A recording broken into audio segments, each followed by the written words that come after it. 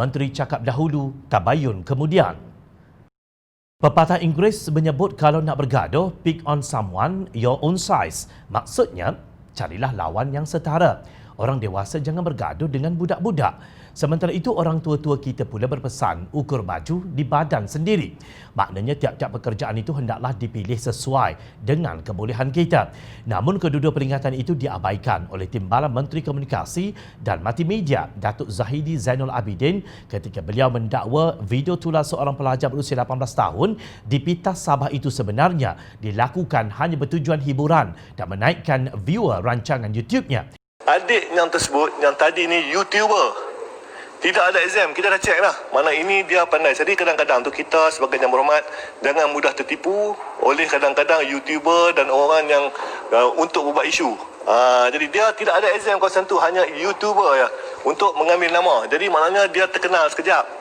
Tetapi sebenarnya tidak ada exam pun. Pelajar tersebut, Viviona Mosibin, dilihat memanjat pokok untuk mendapatkan capaian internet bagi menduduki peperiksaan yang dijalankan pada 9 hingga 12 Jun lalu. Zahidi berkata demikian ketika menjawab soalan tambahan Ahli Dewan Negara Senator Datuk Donald Peter Mojuntin yang bertanyakan tindakan kerajaan bagi memastikan keseimbangan capaian internet antara bandar dan luar bandar.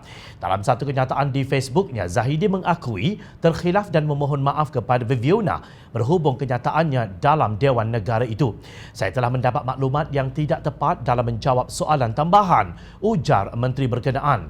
Netizens yang berang dengan kenyataan Timbalan Menteri berkenaan kemudiannya mendedahkan latar belakang beliau.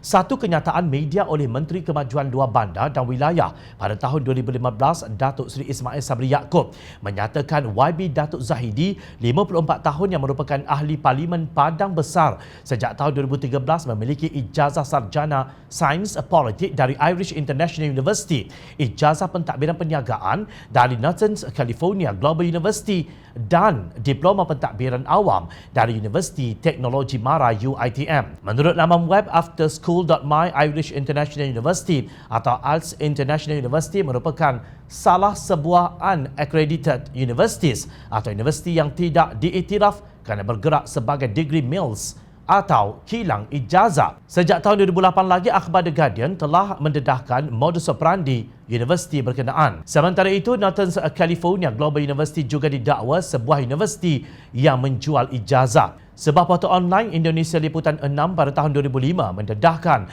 mengenai kegiatan sebuah agensi bernama Institute Management Global Indonesia atau IMGI yang memalsukan ijazah. Menurut laporan portal berkenaan, berdasarkan data polis dari tahun 1997 hingga 2004, IMGI menghasilkan 9,273 diploma palsu. Semua sijil ini berasal dari 13 program sarjana mulai dari Master Pentadbiran Perniagaan MBA hingga ijazah profesor. Institusi pendidikan yang berafiliasi dengan Northern California Global University ini mengenakan bayaran daripada pelajar dari RM5 juta hingga RM25 juta untuk satu gelaran sijil. Nah, rupanya ini bukan kes baru. Telah bertahun-tahun kita ditipu dengan kelayakan palsu para pemimpin UMNO. Kini pemegang ijazah palsu dilantik memegang jawatan tinggi sebagai penggubal dasar dalam kerajaan Tebuk Atap Perikatan Nasional. Walaupun laman web yang mencatatkan ijazah palsu itu dipadam, fakta tetap kekal. Hanya mereka yang mengalami kepayahan untuk mendapat segurun ijazah tulen tahu betapa sukarnya perjuangan itu. Timbalan Menteri yang memegang ijazah palsu tahu apa?